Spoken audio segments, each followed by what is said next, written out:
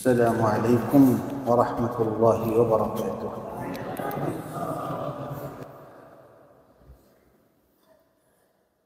الحمد لله نحمده ونستعينه ونستغفره ونؤمن به ونتوكل عليه ونعوذ بالله من شرور أنفسنا وسيئات أعمالنا. من يهده الله فلا مضل له ومن يضلله فلا هادي له. ونشهد أن لا إله إلا الله ونشهد أن سيدنا وعظيمنا وحبيبنا ومولانا محمدا عبده ورسوله أرسله بالحق بشيرا ونذيرا وداعيا إلى الله بإذنه وسراجا منيرا. فقد قال الله تعالى في كلامه المجيد وفرقانه الحميد: أعوذ بالله من الشيطان الرجيم. بسم الله الرحمن الرحيم. إن الله وملائكته يصلون على النبي يا أيها الذين آمنوا صلوا عليه وسلموا تسليما.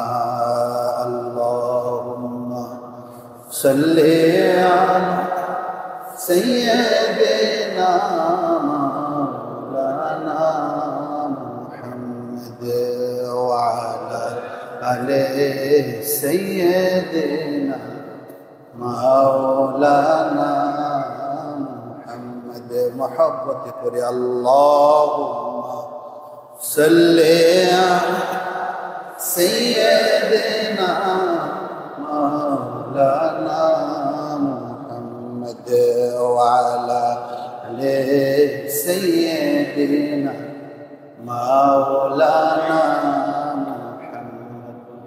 বিশ্ববাসী সবাই বলে আজকে মোদের খুশির দিন। মোদের মাঝে তশরীফ আনলেন রহমাতাল লিল আলামিন। আল্লাহুম্মা সাল্লি আলা সাইয়্যিদিনা মাওলানা মুহাম্মদ ওয়া আলা আলি সাইয়্যিদিনা মাওলানা মুহাম্মদ। বালাগাল উলা বিকামালিহি كشف الدجى بجماله حسنت جميع خصاله. صلوا عليه وآله. لا إله إلا الله لا إله لا إله إلا الله لا إله إلا الله لا إله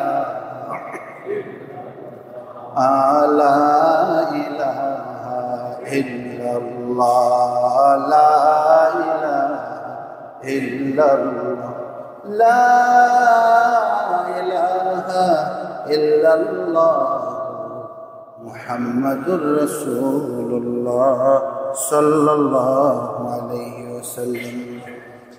الحمد لله رب العالمين والصلاة والسلام على سيد الأنبياء والمرسلين. মহান আল্লাহ রাব্বুল আলামিন জাল্লা জালালুহু আম্মা নওয়ালুহুর সুমহান দরবার শরীফে দরবারে আলিয়াতে আমরা অসংখ্য অগণিত শুকর আদায় করি। পবিত্র রজব মাসের জুমা বারে আমাদেরকে তিনি তেনার ঘর মসজিদে হাজির করেছেন। জুমা পূর্ব আলোচনা শ্রবণের মতো তৌফিক এনায়েত করেছেন। সকলে পড়ে নেই আলহামদুলিল্লাহ। এবং সাথে সাথেই দুরূদ ও সালাম পেশ করে দিচ্ছি আমাদের সকলের প্রাণের নবী সাইয়্যিদুল মুরসালিন খাতামুন নবিয়্যিন নবিয়ুনা মুহাম্মদুর রাসূলুল্লাহ সাল্লাল্লাহু আলাইহি ওয়াসাল্লাম দরবার শরীফে। মোহতারাম হাজরিন, আজ 23 রজব, 26 রজব দিবাগত রাত মুসলিম উম্মাহ তথা আশিক রাসূল সাল্লাল্লাহু আলাইহি ওয়াসাল্লামের জন্য অত্যন্ত স্মরণীয় একটি দিন, একটি রাত। সেটি হচ্ছে পবিত্র মেরাজ শরীফের রাত। আমরা যুগ যুগ ধরে পালন করে আসা মহব্বতের সাথে অত্যন্ত জাঁকজমকের সাথে পালন করে আসা এই উপলক্ষ আমরাও ইনশাআল্লাহ যে যার মতো তৌফিক আল্লাহ দান করেছেন আদায়ের চেষ্টা করব। হয়তোবা এই একটি মাত্র চেষ্টা ওসিলায় আল্লাহ তাআলা আমাদেরকে কবুল করে নেবেন। সকলে পড়ি আল্লাহুম্মা আমিন। মোহতারাম হাজরিন, যখনই আমার রাসূল সাল্লাল্লাহু আলাইহি ওয়াসাল্লামের জীবনী নিয়ে আলোচনা শুরু হয় তখনই কেমন যেন আলোচনাগুলো অনেক সুন্দর হতে থাকে। কলবগুলো একঝোঁক হয়ে একেবারে বিনা দৃষ্টিতে একটি গতিকে তাকিয়ে থাকে, কানগুলো সব সজাগ হয়ে যায়। এটাই আল্লাহ রাসূল সাল্লাল্লাহু আলাইহি ওয়াসাল্লামের প্রতি উম্মতের ভালোবাসা হওয়া প্রয়োজন। ওনার আলোচনা আল্লাহ পাক বলেছেন, ওয়া রাফা'না লাকা যিকরাক, হুজুর আমি আপনার স্মরণকে সমুন্নত করেছি। সুবহানাল্লাহ। তো সেই জিকিরের ধারাবাহিকতা, ওনার আলোচনার, ওনার সিরাতের অংশ আলোচনার মাধ্যমে এখান থেকে যেই খুশবু ধারা বের হয়, যেই বরকতের প্রবাহ বয়ে যায়, এটা পুরো উম্মতকে ধুয়ে পরিষ্কার করে দেবে ইনশাআল্লাহ। মোহতারাম হাজরিন, এই জন্য আসুন আজকে সেই ধরনের একটি ওনার বিশাল জিন্দেগি, সাগর পরিমাণ জিন্দেগির একটি অংশ নিয়ে আজকে ইনশাআল্লাহ সামান্য কিছু আলোকপাত করার চেষ্টা করবো ইনশাআল্লাহ। সেটি হচ্ছে পবিত্র মেরাজ শরীফ, ইসরা ওয়াল মিরাজ। কখন এই মেরাজ শরীফ হয়েছে, কি ঘটনা? ঊর্ধ্ব আকাশ গমনের ঘটনা দুটি ভাগে ঘটেছে। রাতের সফর, বাইতুল্লাহ শরীফ থেকে বাইতুল মুকাদ্দাসের যাত্রা, বাইতুল মুকাদ্দাস থেকে সপ্ত আকাশ পেরিয়ে সিদরাতুল মুনতাহায় মহান আল্লাহ তাআলার সাথে সাক্ষাৎ, এটাকে বলে মেরাজ। আর রাতের এই সফরটাকে বলে ইসরা। এই ঘটনাগুলো আমরা সকলেই কম বেশি জানি এবং হাদিসে এত পরিমাণে এত বিস্তারিত আলোচনা আছে, যেগুলো আলোচনা করতে গেলে রাতের পর রাত পার হয়ে যাবে, ঘন্টার পর ঘন্টা শেষ হয়ে যাবে, ওই আলোচনা শেষ হবে। শুধু আজকে আপনাদের খেদমতে আরজ করব, এই বিশাল ঘটনার প্রেক্ষাপট কিভাবে তৈরি হয়েছে, এটার কোন কোন বিষয়ের পরে এই রকমের একটি বড় নিয়ামত তিনি পেয়েছে। এর আগে একটু ছোট্ট করে বলে নিই, পবিত্র মেরাজ শরীফের সাথে বিশেষ করে আমার রাসূল সাল্লাল্লাহু আলাইহি ওয়াসাল্লামের সমস্ত মুজিজাগুলোর সাথে অন্যান্য নবীদের মুজিজার পার্থক্য কোথায়? যদি আমরা বলি, মুসা আলাইহিস সালামের মুজিজা ছিল বিশাল লোহিত সাগর তিনি পার হয়েছেন, আল্লাহ তাআলা পার করেছেন। সাইয়েদনা ইব্রাহিম আলাইহিস সালামকে আগুনের ভেতর থেকে দাউদাউ লেলিহান শিখার ভেতর থেকে নিরাপদে বের করেছেন। সাইয়েদনা ঈসা আলাইহিস সালাম তিনি মৃতকে জীবিত করতে পারতেন, অসুস্থকে সুস্থ করতে পারতেন। তাহলে এই সমস্ত মুজিজার সাথে আমার রাসূল সাল্লাল্লাহু আলাইহি ওয়াসাল্লামের মুজিজার পার্থক্যটা একটা তো হওয়া উচিত। তিনি তো সাইয়্যিদুল মুরসালিন, সমস্ত রাসূলের সর্দার। সর্দারের মুজিজা আর অন্যদের মুজিজা যদি এক হয়ে যায়, এটা কি হিসাবে মিলবে? শুনুন, তাহলে পার্থক্য হলো এই, ওনাদের সম্পূর্ণ মুজিজাগুলো আমাদের দুনিয়াবি হাইসিয়তের সাথে বেশিরভাগই মিলে যাবে। যেমন মুসা আলাইহিস সালামের লোহিত সাগর পার হওয়াটা, এটা আমাদের বর্তমান সময়ে সম্ভব না অসম্ভব? সম্ভব। ব্রিজ তৈরি করে দিলেই তো পার হয়ে যায়, এক ফোঁটা পানিও গায়ে লাগবে না, আছে না? আবার আগুনের ভিতর থেকে নিরাপদে বের হয়ে আসা সম্ভব না অসম্ভব? অবশ্যই সম্ভব। এখন বিশেষায়িত পোশাক পাওয়া যায়, যে পোশাক পরে আপনি আগুনের ভিতরে লাফ দিলেও আপনার শরীরে আগুন জ্বলবে না আপনার শরীরে। আবার ঈসা আলাইহিস সালামের অসুস্থকে সুস্থ করা, মৃতকে জীবিত করা, এটাও তো একটা মোটামুটি একটা ধারণা আমরা পাই। যেই লোক একেবারে মৃত্যু পদযাত্রী, ওনাকে আইসিইউতে ঢুকিয়ে লাইফ সাপোর্ট দিয়ে মোটামুটি কিছু তো সাপোর্ট দিয়ে তো রাখা যায়। তাহলে বেশিরভাগই আমাদের জীবনের সাথে সামঞ্জস্যপূর্ণ। কিন্তু আমার রাসূল সাল্লাল্লাহু আলাইহি ওয়াসাল্লামের মুজিজা, একটা মুজিজাও দেখাতে পারবেন না যেটার সাথে এই উম্মতের যে কোনো কাজের সাথে একেবারে কাছাকাছি মিল আছে। সুবহানাল্লাহ। এটার মধ্যে একটা ঘটনা হচ্ছে মিরাজ শরীফের ঘটনা। কল্পনা করা যায় 27 বছর সফরে গিয়েছেন রাসূল সাল্লাল্লাহু আলাইহি ওয়াসাল্লাম।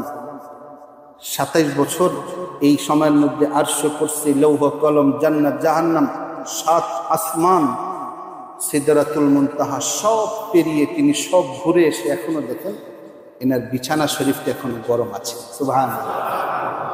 দরজার কড়া নড়ছিল, ওই কড়াটা এখনো নড়ছিল। ওযু করে গিয়েছেন, ওযুর পানি এখনো গড়াচ্ছে। আপনারা বলতে পারেন, হুজুর মেরাজ শরীফের মতো তো আমরাও উপরে উঠছি, রকেট যায়, কতটুক যান? কয় হাজার কোটি ভাগের 1 ভাগ পর্যন্ত এ পর্যন্ত গিয়েছে।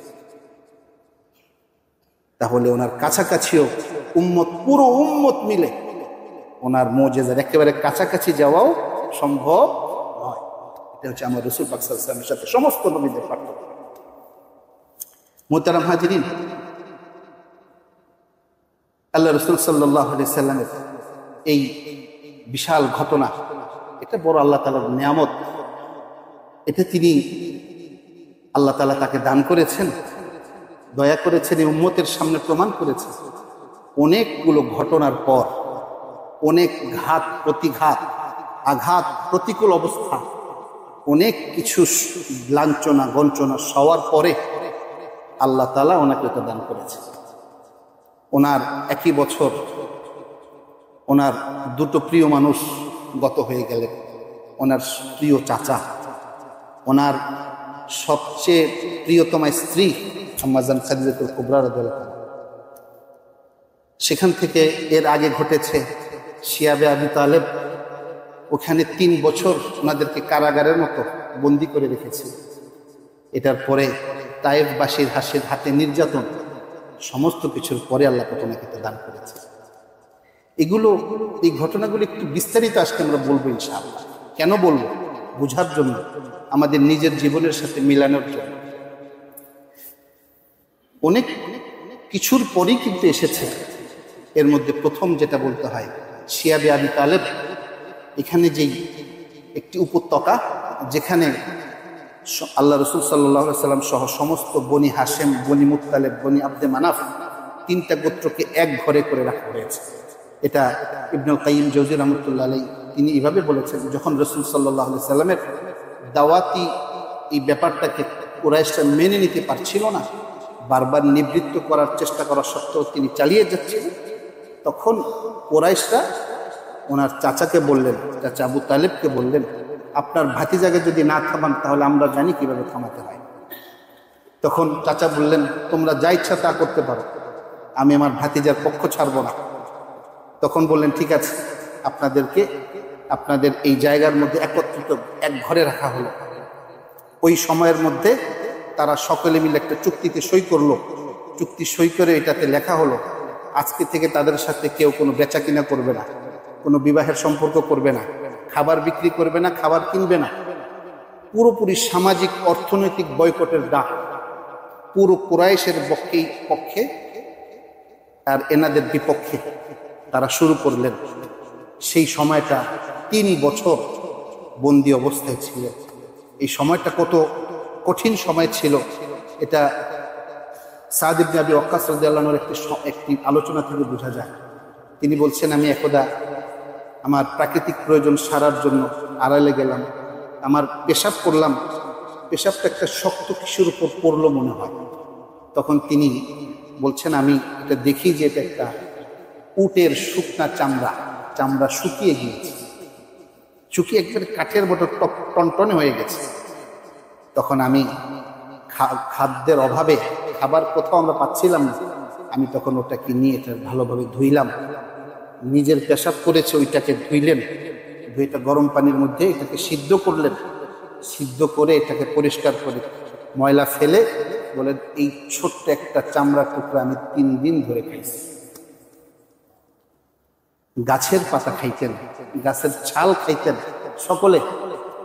এর মধ্যে আবার কিছু ছিলেন ভালো, ওই কুরাইশদের মধ্য থেকে তারা করতেন কি, 1-2 একটা পশুর উপরে খাবার সাজিয়ে এটার ওই ওনাদের শিয়াবে আবি তালেবের পাশে গিয়ে ছুটিয়ে দিতেন, রশি ছুটিয়ে ওদিকে হাঁকাইয়া দিতেন, যাও। তো এটা হাইটা যাইতো, কুরাইশরা তো কিছু বলতে পারতো না, মানুষ তো আর যায় না, গেছে পশু, তার তো বিচার নেই। তেমনিভাবে আম্মাজান খাদিজাতুল কুবরা রাদিয়াল্লাহু তাআলা আনহার তিনার ভাতিজা ছিলেন হাকিম ইবনে হিজাম, তিনি কিন্তু তেনার চাচির জন্য তিনি এইভাবে খাবার পাঠাতেন লুকায় লুকায়। এইভাবে চলার পর তাদের মধ্যে যে চুক্তিটা ছিল, ওই চুক্তিপত্র, এটা তো ঝুলানো কাবা শরীফের ভিতরে একেবারে। আল্লাহ রাসূল সাল্লাল্লাহু আলাইহি সাল্লামকে স্বপ্নে দেখানো হলো যে ওই যে চুক্তিনামাটা এটাকে গুনে খাইতে খাইতে শুধুমাত্র বিসমিকাল্লাহুম্মা, হে আল্লাহ আপনার নামে লিখলাম, এই আল্লাহর নামটা বাদে সব খেয়ে ফেলেছে। সুবহানাল্লাহ, স্বপ্নে দেখেছেন। রাসূল সাল্লাল্লাহু আলাইহি সাল্লাম চাচাকে এসে বললেন, হে চাচা, সুখবর গ্রহণ করুন, 3 বছর অনেক কষ্ট করেছেন, আল্লাহ তাআলা কষ্টের থেকে আমাদেরকে পরিত্রাণ দিয়েছেন। ওই যে চুক্তিনামাটা এটার মধ্যে ঘুণে ধরে এটাকে নষ্ট করে ফেলেছে। সুবহানাল্লাহ। এবার চাচা খুব বড় মুখ নিয়ে কুরাইশদের কাছে গিয়ে বললেন, শোনো, তোমাদের মাঝে আমাদের মাঝে এখন একটা বিষয় ঘটবে। আমার ভাতিজা বলতেছে ওইটা ওই পোকায় খেয়ে ফেলছে, ওইটা যদি না খায় তাহলে বোঝা যাবে সে সত্যি নবী না, তাহলে তোমাদের হাতে আমি তাকে তুলে দেব। সুবহানাল্লাহ। আর যদি খেয়ে ফেলে তাহলে তোমরা সকলে তার প্রতি ঈমান আনতে হবে। সুবহানাল্লাহ। কারণ সে তো এই জায়গায়, সে কিছু জানে না। বাস্তবে কি দেখা গেল, ভিতরে ঢুকে সবগুলো খেয়ে ফেলেছে, শুধু আল্লাহ তাআলার নামটা ওই পোকা খেতে পারে নাই। সুবহানাল্লাহ।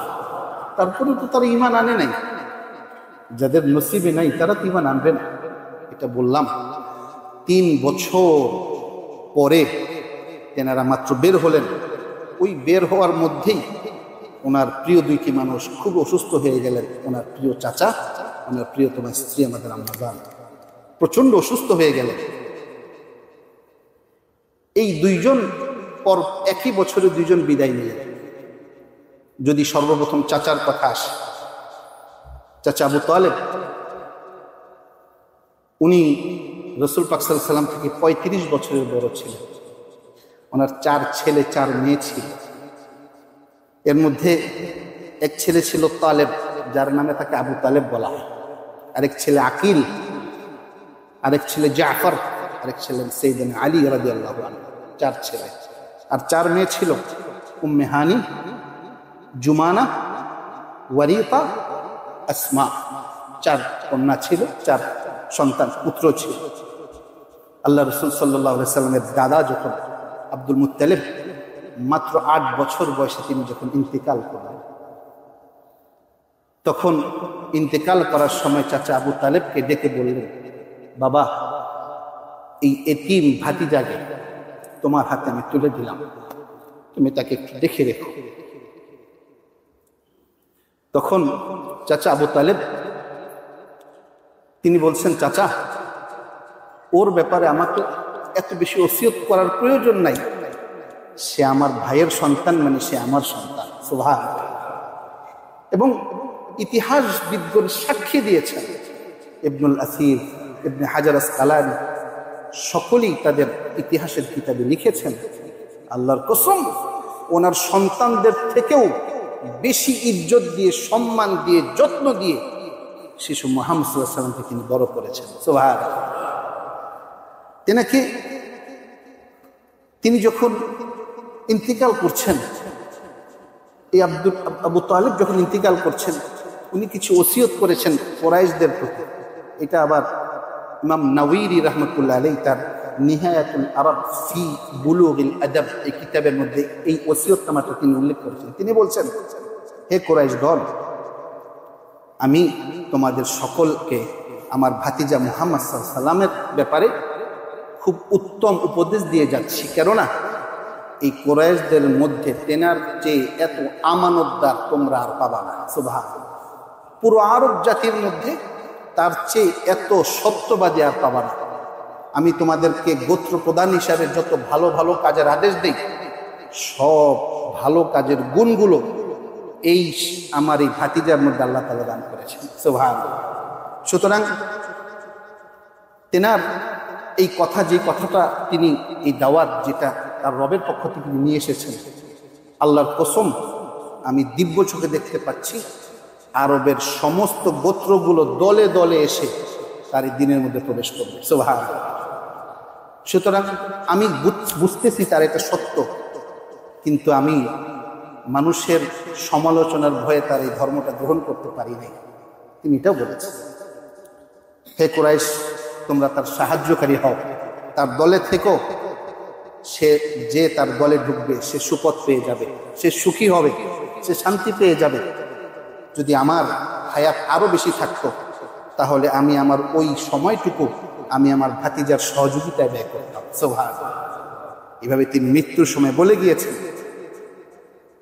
এই জন্য আমরা দেখেছি ওনার ইতিহাসে সেই শিয়াবে আবি তালেবে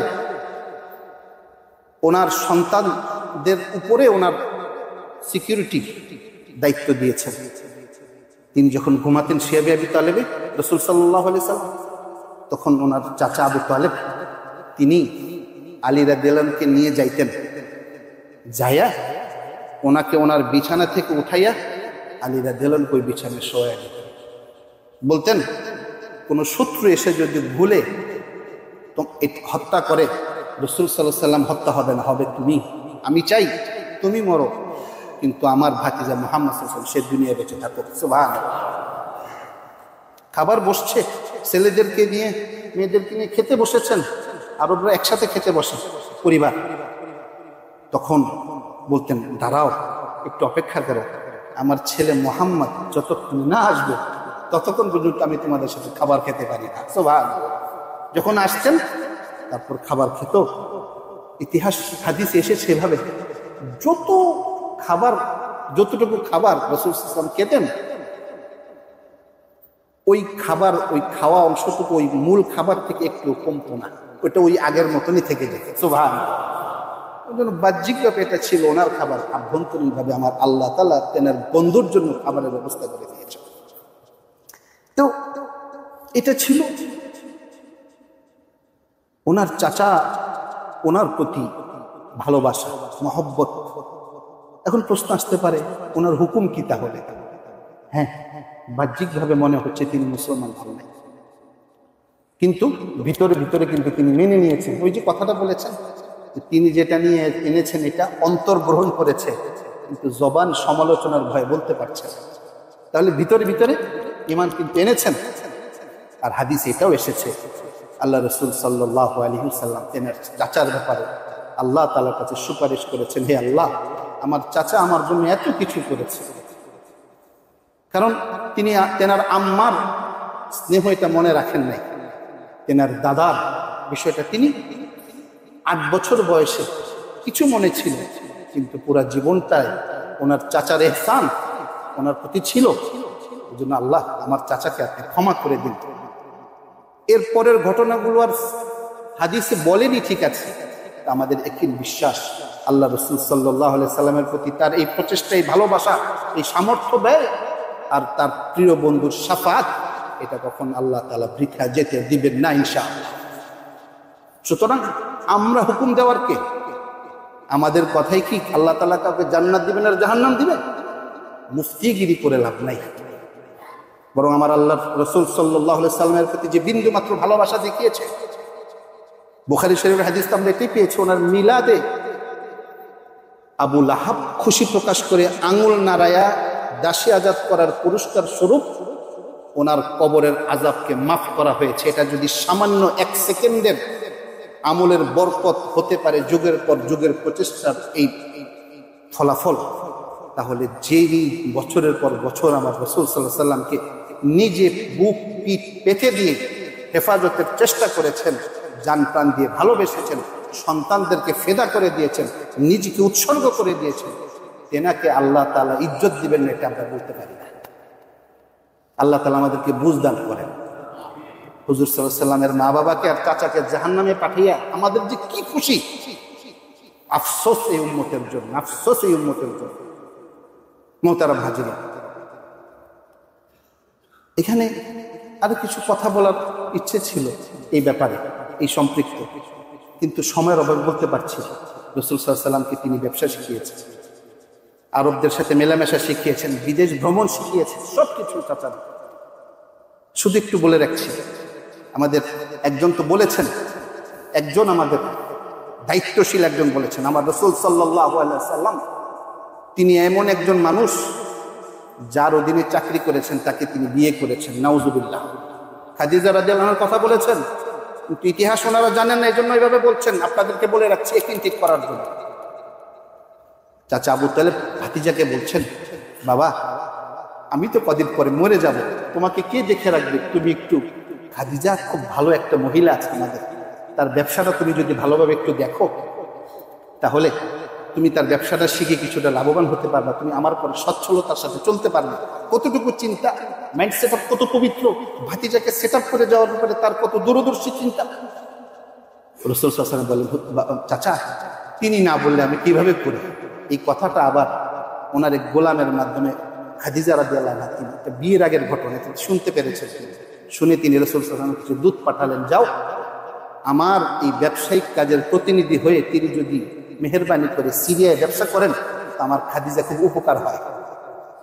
তাহলে চাকরির প্রস্তাব দিয়েছেন তিনি। হুজুর সাল্লাল্লাহু আলাইহি ওয়াসাল্লাম খুঁজে নেন নাই। হুজুর সাল্লাল্লাহু আলাইহি ওয়াসাল্লামের কাছে বরকতের ভান্ডার যখন দেখেছেন, ওনার দাসী, ওনার দাস ব্যবসায়িক সাথে ছিল, উনি এসে বলছেন, খাদিজা রাদিয়াল্লাহু তাআলা আনহা এমন একজন ব্যক্তিকে আপনি ব্যবসায় পাঠাইছেন, তিনি বরকতের ভান্ডার। তখন খাদিজা রাদিয়াল্লাহু তাআলা আনহা তিনি ওনার কাছে প্রস্তাব পাঠাইছেন, আপনার মতো একটা পবিত্র মানুষ, ভালো মানুষ, সত্যবাদী মানুষ যদি আমাকে স্ত্রী হিসাবে গ্রহণ করে তো এই খাদিজার জিন্দেগিতে সফল হয়ে যায়। সুবহানাল্লাহ। চাকরির পাওয়ার ঘটনা ওনার অফার ছিল, বিয়েটা ওনার অফার ছিল। কোন সাহসে আমরা বলি যে যার অধীনে চাকরি করেছেন তাকে তিনি বিয়ে করেছেন? কথাগুলো বলার আগে একটু বুকে কাঁপে না? রাসূল সাল্লাল্লাহু আলাইহি ওয়াসাল্লামের ইজ্জত জালালিয়ত যাদের অন্তরে নাই, নাস্তিকের চিন্তা চেতনা যাদের অন্তরে ধারণ করে, তাদের চেয়ে ভালো কিছু আশা করা যায় না। আল্লাহ তাআলা তাদের শারারত থেকে, ক্ষতি থেকে এই পুরো জাতিকে হেফাজত করেন। আল্লাহুম্মা আমিন। মোহতারাম হাজিরিন, দ্বিতীয় ঘটনা, ওনার চাচার ঘটনা তো আমরা শুনলাম। তৃতীয় ঘটনা, ওনার সর্বাধিক প্রিয়তমা স্ত্রী খাদিজাতুল কুবরা রাদিয়াল্লাহু তাআলা আনহা, তিনার ইন্তেকাল। এটাও রাসূল সাল্লাল্লাহু আলাইহি ওয়াসাল্লামের জন্য কত বড় একটা ধাক্কা ছিল, এটাও যদি আরেকটু বিস্তারিত শুনি তাহলে বুঝব। তিনি প্রথম নারী যিনি খাদিজাতুল কুবরা রাদিয়াল্লাহু তাআলা আনহা, আল্লাহ রাসূল সাল্লাল্লাহু আলাইহি ওয়াসাল্লাম ওনার ইন্তেকালের পরেও শুধু ওনার কথা স্মরণ করে কাঁদতেন। আয়েশা রাদিয়াল্লাহু আনহার বর্ণনা, খাদিজা রাদিয়াল্লাহু আনহার বোন হালা রাদিয়াল্লাহু তাআলা আনহা, তিনি একবার রাসূল সাল্লাল্লাহু আলাইহি ওয়াসাল্লামের কাছে আসলেন ওনার ইন্তেকালের পরে, বোনের ইন্তেকালের পরে আসছেন। হুজুর সাল্লাল্লাহু আলাইহি ওয়াসাল্লাম খবর পেয়ে খুব খুশি হয়ে গেলেন। আম্মাজান আয়েশা রাদিয়াল্লাহু আনহা বলছেন, আমার অন্তরে একটু বিষয় চলে আসলো, হুজুর সাল্লাল্লাহু আলাইহি ওয়াসাল্লামকে গিয়ে বললাম, ইয়া রাসূলুল্লাহ, ইয়া হাবিবাল্লাহ, এই বয়স্কা মহিলা যিনি ইন্তেকাল করেছেন, যার দাঁতগুলো দুর্বল হয়ে পড়েছে, আপনি তার কথা স্মরণ করে এখনো কাঁদেন, আল্লাহ তো আপনাকে এর চেয়ে উত্তম স্ত্রী দান করেছে। এ কথা বলার সাথে আল্লাহ রাসূল সাল্লাল্লাহু আলাইহি ওয়াসাল্লাম রাগ পেয়ে গেলেন, ওনার চেহারা মোবারক লাল হয়ে গেল, বলল, আল্লাহর কসম, কখনো হবে না এটা, খাদিজা থেকে উত্তম স্ত্রী আল্লাহ আমাকে কখনো দান করবে না। সুবহানাল্লাহ। কারণ খাদিজা এমন সময় আমার পাশে দাঁড়িয়েছে যখন আমার পাশে কেউ দাঁড়ায় নাই, এমন সময় খাদিজা তার সমস্ত সম্পদ আমাকে দান করেছে, একটা মানুষ একটা পয়সা দিয়ে জিজ্ঞেস করেন। এমন সময় খাদিজা আমাকে আশ্রয় দিয়েছে, পুরো বিশ্ব আমাকে দূর দূর করে তাড়িয়ে দিয়েছে। এমন সময় খাদিজা আমার সম্পূর্ণ তার সবকিছু কোরবান করে দিয়েছে, যখন মানুষ আমাকে ঘৃণা করে দূরে সরিয়ে দিয়েছে। আবার খাদিজার ভিতর থেকে আমার সন্তান, সমস্ত সন্তান পয়দা হয়েছে, আল্লাহ তৈরি করেছে। একমাত্র ইব্রাহিম আলাইহিস সালাম, ইব্রাহিম রাদিয়াল্লাহু তাআলা আনহু, তিনি ব্যতীত সমস্ত সন্তান এই খাদিজাতুল কুবরা রাদিয়াল্লাহু আনহা এই উদর থেকে হয়েছে, রেহেম থেকে হয়েছে। খাদিজাতুল কুবরা রাদিয়াল্লাহু তাআলা আনহা দীর্ঘ বছর 1 বছর 2 বছর যদি বলি না, কোনো বর্ণনায় 12 বছর, 14 বছর, 15 বছর সেই গারে হেরাতে, হেরা পর্বতের গুহার মধ্যে রাসূল সাল্লাল্লাহু আলাইহি সাল্লাম যে তিনি ধ্যান করতেন, ওই ধ্যানের পুরোটা সময় এই মক্কা শরীফ থেকে, কাবা শরীফের পাশ থেকে 4 কিলোমিটারের মতো হেঁটে যে উপরে উঠে ওনাকে খাবারের ব্যবস্থা করেছেন, খাবার দিয়ে আসতেন। সুবহানাল্লাহ। 1 দিন 2 দিন হতো, 1 মাস 2 মাস মানা যেত, দীর্ঘ বছর। আমাদের নারীরা যদি হতো পাগল আখ্যা দিয়ে ওই সময় ঘর টর ছেড়ে দিয়ে চলে আসতো, আমার আম্মা জানটা করেন নাই, বরং তিনি ওই সময় তার পাশে ছিলেন। সিয়াবে আবি তালেবের সকলে যখন কষ্টের মধ্যে, তিনি কষ্টের মধ্যে শরীক হয়েছেন, ছেড়ে যান নাই তার প্রিয় স্বামীকে, তিনি কখনো ছেড়ে যান। তিনি সবসময় খাবার নিয়ে আসতেন। একেদা ঘটনা, বুখারী শরীফের ঘটনা, আবু হুরায়রা রাদিয়াল্লাহু আনহু বলছেন, জিবরাইল আলাইহিস সালাম আসছেন, ইয়া রাসূলুল্লাহ, ইয়া হাবিবাল্লাহ, একটু পরেই খাদিজা আপনার জন্য একটা পাত্রে কিছু খাবার নিয়ে আসবে, আপনি আপনার রব আল্লাহ তাআলা এবং আমি জিবরাইলের পক্ষ থেকে তাকে সালাম দিয়ে দিন। সুবহানাল্লাহ। তাকে আপনি সালাম দিয়ে দিন, আর জান্নাতে তাকে এমন একটা মণিমুক্তা খচিত বাড়ির, প্রাসাদের সুসংবাদ দিবেন, যেটার মধ্যে কোনো আওয়াজ নাই, কোনো কষ্ট পরিশ্রম নেই। সুবহানাল্লাহ। 2টা বিষয় এখানে, আল্লাহ এবং জিবরাইল আলাইহিস সালামের পক্ষ থেকে সালাম, এবং এমন একটা বাইত বা ঘর, যে ঘরের মধ্যে কোনো আওয়াজ নাই, কোনো পরিশ্রম নাই।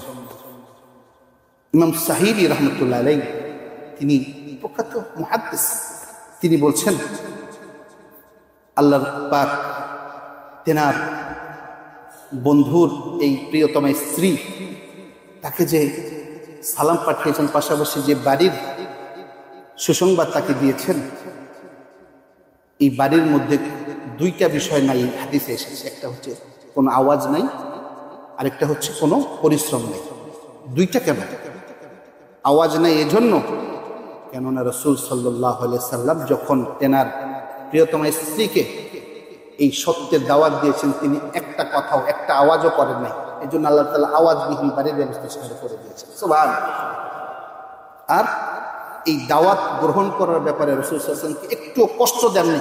এই জন্য আল্লাহ তাআলা তেনার হাবিবকে জানিয়েছেন, আপনার এই স্ত্রীর জন্য আমি এমন একটা ঘর করছি, এটার মধ্যে কোনো পরিশ্রম নেই, কষ্ট নেই। সুবহানাল্লাহ। তিনি আরো বলছেন,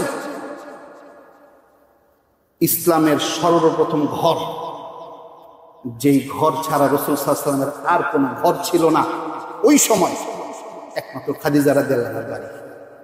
এই জন্য আল্লাহ তাআলা একই জিনিস ওনার বন্ধুর খাতিরে তেনার স্ত্রীকে ওই ঘরটাই তিনি জান্নাতে দান করেছেন। সুবহানাল্লাহ। ইবনে হাজার আসকালানী রাহমাতুল্লাহ আলাইহি, তিনি বলছেন, এই বাইত দিয়ে আহলে বাইত বোঝানো হয়েছে। আহলে বাইত, কেননা আহলে বাইতদের এই 5 জন আহলে বাইত, আল্লাহর হাবিব সাল্লাল্লাহু আলাইহি সাল্লাম, সাইয়েদানা আলী রাদিয়াল্লাহু আনহু, সাইয়েদা ফাতিমাতুজ জাহরা রাদিয়াল্লাহু তাআলা আনহা, ইমাম হাসান, ইমাম হুসাইন রাদিয়াল্লাহু আনহু, 5 জন। কারণ আল্লাহ রাসূল সাল্লাল্লাহু আলাইহি সাল্লামের কাছে যখন আহলে বাইতের ব্যাপার আসছে, তিনি তখন এই 5 জনকে ডেকে চাদরের মধ্যে মোড়া দিয়ে বলছেন আল্লাহুম্মা হাউলাই আহলে বাইতি, আল্লাহ এই 5 জন আমার আহলে বাইত। তো ইমাম হাজার আসকালানী রাহমাতুল্লাহ বলছেন ওই বাড়ির কথা মানে এই বাড়ির কথা বলছেন, এই আহলে বাইতের কথা বলছেন, মানে ইমাম ফাতেমাতুজ জাহরা রাদিয়াল্লাহু তাআলা আনহা, ওনার কন্যা, ওনার 2 নাতি, ওই কন্যারই ছেলে। আর আলী রাদিয়াল্লাহু আনহু ছোট থেকেই কিন্তু খাদিজাতুল কুবরা রাদিয়াল্লাহু আনহার ঘরে বড় হয়েছে সন্তানের মতো। এজন্য আল্লাহ তাআলা তাকে ওইটার বদলে এই আহলে বাইত তাকে দান করেছে, খাদিজাতুল কুবরা রাদিয়াল্লাহু তাআলা। আম্মা জান খাদিজাতুল কুবরা রাদিয়াল্লাহু আনহা এনাকে আল্লাহ তাআলা সালাম পাঠান, এনার জন্য জান্নাতে ঘর তৈরি করেন। তিনি সর্বপ্রথম মুসলমান কে? আম্মা জান খাদিজাতুল কুবরা রাদিয়াল্লাহু তাআলা। এজন্য ইমাম ইবনে হাজার আসকালানী রাহমাতুল্লাহ এটাও বলেছেন, পৃথিবীতে যত মুসলমান হবে এরপর যত মুসলমান, তাদের একটা অংশ আম্মা জান খাদিজাতুল কুবরা রাদিয়াল্লাহু আনহার কাছে জমা হতে থাকে। সুবহানাল্লাহ। কেননা তিনি একটা সুন্দর আমল দেখায় দিয়েছেন, মুসলমান হওয়ার ঘটনা। মোহতারাম হাজিরিন, এই প্রিয়তমা স্ত্রী তিনিও ইন্তেকাল করলেন। তারপর যখন দেখলেন কেউ নাই তাকে সাপোর্ট দেওয়ার, তিনি চিন্তা করলেন তায়েফে যাই, মক্কাবাসী তো গ্রহণ করে নেই, তায়েফে যাই। তায়েফ কত কিলোমিটার দূর? আপনারা গিয়েছেন অনেকে হয়তো, 100 কাছাকাছি, 100 কিলোর কাছাকাছি। তিনি পুরোটা পায়ে হেঁটে, সাওয়ারি হয় না, পায়ে হেঁটে তিনি মক্কা শরীফ থেকে তায়েফ গিয়েছেন। তায়েফ গিয়ে তাদেরকে দাওয়াত দিলেন, তায়েফবাসী দাওয়াত কবুল করে নাই। উল্টো এভাবে এসেছে হাদিসে যে রাস্তার 2 ধারে তাদের ছোট ছোট ছেলেদেরকে, গোলামদেরকে দাঁড় করায়, হাদিসে এসেছে কোনো পাও ফেলতেন না, পাও ফেলার সাথে সাথেই এত পরিমাণ প্রচন্ড পাথরের আঘাত তাদের করা হতো, আঘাতের জর্জরিত হয়ে ওনার দেহ মোবারক থেকে রক্ত ঝরতে ঝরতে তিনি ক্লান্ত হয়ে একটা দেয়ালের সাথে এরকম হেলান দিয়ে বসে। দিন শেষে যখন ওনার জুতা মুবারক খুলতে যাবেন, রক্ত এত শুকিয়ে চামড়ার সাথে আটকে গিয়েছে, মনে হয় এখন পুরো পাটা না জুতার সাথে খুলে আসে। এই অবস্থায় রাসূল সাল্লাল্লাহু আলাইহি ওয়াসাল্লাম বলছেন, আমি দেখছি একটা মেঘের ছায়া আমার উপরে ছায়া দিচ্ছে, আর জিবরিল আলাইহিস সালাম এসে বলছেন, ইয়া রাসূলুল্লাহ, ইয়া হাবিবাল্লাহ, পাহাড়ের 2 ফেরেশতা আসছে এখানে আপনার অনুমতি চাওয়ার জন্য। 2 পাহাড় চাপ দিয়ে তায়েফবাসীকে একেবারে গুঁড়া করে দেওয়ার আদেশ আপনি দেন, এই জন্য সে দাঁড়ায় আছে। সুবহানাল্লাহ। আল্লাহ রাসূল সাল্লাল্লাহু আলাইহি ওয়াসাল্লাম, না গো ভাই, এই কাজ করো না, আমি চাই তুমি যদি তাদেরকে ধ্বংস করে দাও তারা তো ধ্বংস হয়ে যাবে, কিন্তু আমি চাই তাদের মধ্যে থেকে একজন তৈরি হোক যিনি আল্লাহ এবং তার রাসূল সাল্লাল্লাহু আলাইহি ওয়াসাল্লামকে সঠিকভাবে স্বীকৃতি দান করবেন। সুবহানাল্লাহ। তিনি যদি দোয়া করতেন ধ্বংস করে দিতে পারতেন। রহমতুল্লাহ আলামিন, সমস্ত রহমতের ভান্ডার যার কাছে, তিনি তো এই কাজ করতে পারেন না।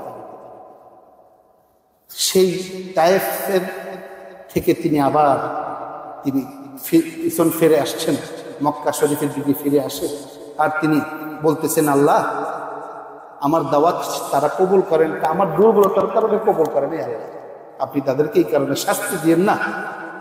এভাবে উল্টা তাদের জন্য আরো হেদায়েতের দোয়া করে তিনি ফেরত এসেছেন।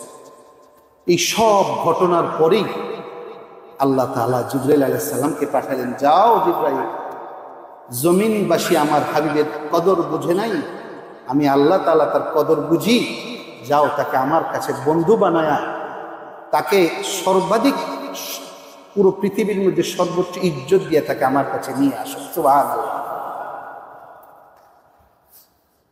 তাহলে আমাদের জন্য এখানেই বিশেষ বার্তা লুকিয়ে আছে। এই ঘটনা থেকে অনেক শিক্ষণীয় ঘটনা আছে, অনেক শিক্ষণীয় ব্যাপার আছে জীবনের সাথে। আমাদের সাথে কি ঘটনা, যেটা আমরা আজকে একটা ঘটনা, একটা উপকারিতা আমরা গ্রহণ করতে পারি, সেটা কি? পরীক্ষার্থীর পরীক্ষা অনুযায়ী তার ফলাফল নির্ভর করে। মাস্টার্সের পরীক্ষার্থীকে এসএসসির সার্টিফিকেট দেওয়া হয় নাকি? না, মাস্টার্সের সার্টিফিকেট দেওয়া হয়। সহজ হিসাব, ইন্নাল মিনহাতা তা'তি বা'দাল মিহনা, পরিশ্রমের পরে সফলতা আসে, কষ্টের পরে সুখ আসে। আমরা তো অভিযোগ দিতে দিতে শেষ, হুজুর বিপদ তো পিঠ ছাড়ে না, কিন্তু আপনি বুঝতেছেন না আল্লাহ তাআলা আপনাকে অনেক বড় একটা পুরস্কার দেওয়ার জন্য এই কষ্ট দিতেছেন। সুবহানাল্লাহ।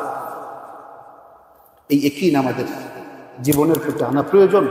আমাদের জীবন ঘনিষ্ঠ শিক্ষা মেরাজ শরীফ থেকে আমরা শিখতে পারি কতগুলো ঘটনার পর পর পর পর আল্লাহ তাআলা তার হাবিবকে এত বড় ইজ্জত দিয়েছেন। যত বড় বিপদ ছিল, পুরস্কারটা ইজ্জতটাও এত বড় ছিল, কোথায় উঠাইছেন? আরশে আজিম উঠাই দিয়েছেন। সুবহানাল্লাহ। এটা আমাদের জীবনের থেকে শিক্ষা।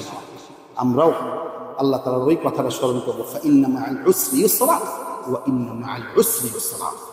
দুঃখের সাথে সুখ, দুঃখের পরে সুখ, এটা আল্লাহ তাআলার সৃষ্টির বিধান, এটা মেনে নাও, তুমি লাভবান হবে। আর এই উম্মাহ ইসলামিয়া এদেরও এখান থেকে গ্রহণ করার আছে। আমি বড় খুশি হয়েছি, আল্লাহ তাআলা এই দখলদার বাহিনী আত্মসমর্পণই এটা বলা হয়। আত্মসমর্পণ, নাকে খত দিয়ে এখন দেশ থেকে বেরিয়ে যাচ্ছে দখলদার ইসরায়েল বাহিনী। এটা রজব মাসেই ঘটেছে। রজব মাস মেরাজ শরীফের মাস, যেই মাসে আল্লাহ রাসূল সাল্লাল্লাহু আলাইহি সাল্লাম বাইতুল মুকাদ্দাস, তিনি সেখানে গিয়ে সেখানে সমস্ত নবীদের উপস্থিতি তিনি ইমামতি করেছেন। মানে তেনার শ্রেষ্ঠত্ব বর্ণনা করে এই উম্মতে মুহাম্মদ সাল্লাল্লাহু আলাইহি সাল্লাম মুসলমানদেরকে তিনি এটার দায়িত্ব দিয়ে গিয়েছেন। ওই উম্মতের কাছে এই রজব মাসে এটা আল্লাহ আবার ফেরত দিয়েছেন। সুবহানাল্লাহ। ইনশাআল্লাহ দোয়া করতে থাকুন, আল্লাহ তাআলা যেন এটাই তাদের শেষ প্রচেষ্টা হয়, আর জন্য আমাদের কাছ থেকে এটা ছিনিয়ে নিতে না পারে। ইনশাআল্লাহ এটা আমাদের হাতে যেন আল্লাহ পাক স্থায়ীভাবে দান করে দেন। এই উম্মতের উপরে অনেক পরীক্ষা হয়েছে, এটা উম্মতকে শক্ত করার জন্য, কিন্তু আমার ইয়াকিন হয় এই পরীক্ষার পরে এখন আমাদের ফলাফল লাভের সময় খুব কাছাকাছি চলে এসেছে। কিন্তু আমাদেরকে এখনো তৈরি হওয়ার মতো এখন উপযুক্ত সময় যদি তৈরি হয়ে না থাকে, এটা যেন আমরা তৈরি করে নিই। নিজেদেরকে এখনো সময় আছে।